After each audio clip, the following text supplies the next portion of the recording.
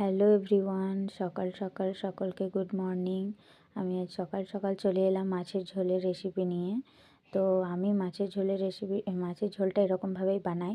তোমাদের যদি এরকমভাবে বানানোর ইচ্ছা করে তো বানাতে পারো, খুবই টেস্টি হয় খেতে। আর তোমাদের যদি রুই মাছের ঝোলের রেসিপি না জানা থাকে তো এটা ট্রাই করতে পারো। তোমাদেরকে প্রথমে খুবই টেস্টি হয় এটা খেতে।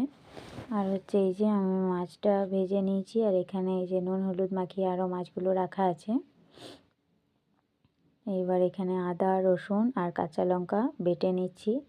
আমার বেশি শিলে বাটাই পছন্দ, ওটা টেস্টিও হয় খুব খেতে। তো তাই জন্য এই যে বাটছি, আর বাটা হয়ে গেল। তারপরে এখানে আমি তেলের মধ্যে জিরে দিয়ে দিয়েছি, গোটা জিরে। তো গোটা জিরে দিয়ে দিচ্ছি আলু, কেটে রাখা আলু। এগুলো আমি ঝোল যখনই বানাই, যখন সবজি টবজি কিছু থাকে না, তখন আমি শুধু আলু দিয়েও মাছের ঝোল বানাই। তো এটাও খেতে ভালোই লাগে। তো এই যে আমি আলু দিয়ে দিয়েছি, আলুগুলো একটু লাল লাল হালকা লাল হবে, তখন আমি দিয়ে দেবো পেঁয়াজ।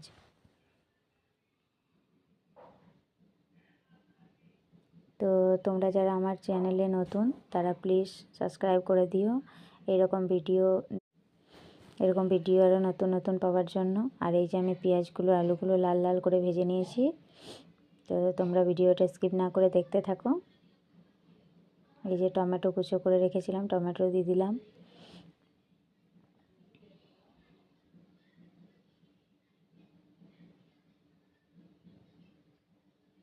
ঢাকা দিয়ে দিয়ে করলে কি হয়, একটু তাড়াতাড়ি সেদ্ধ হয় আর কি। তো আমার বরাবরেরই অভ্যাস, আমি যা কিছুই রান্না করি ঢাকা দিয়ে দিয়েই করি, ভাজা কিছু করলেও আর সবজি কিছু করলে। এটা হচ্ছে আদা রসুন লঙ্কা যে বাটলাম তোমরা দেখলে, ওই বাটাটা দিয়ে দিলাম এখানে। আমি বেশি তেল মশলা দিয়ে বানাই না, আমি হালকা তেল হালকা মশলা দিয়েই বানাই সব সময়। পাতলা ঝোলই আমি মাছের বানাই। আর ওটা শরীরের জন্য ক্ষতিকর না, খুবই ভালো শরীরের জন্য। তো আমার ভিডিওটা এরকমভাবে দাঁড়িয়ে যাচ্ছে কেন আমি জানি না। তো তোমরা যদি কেউ জেনে থাকো আমাকে প্লিজ কমেন্ট করে জানিও। যখনই আমি ভিডিও ছাড়তে যাই এরকমভাবে আমার ভিডিওটা দাঁড়িয়ে যায়। তো তাও আমি ভিডিওটা শেয়ার করেছি তোমাদের সঙ্গে। এই যে নুন দিয়ে দিলাম, বেশিক্ষণ না, ওরকমই ওই 2-3 মিনিট মতো দাঁড়িয়ে থাকছে। এই যে দেখো আবার।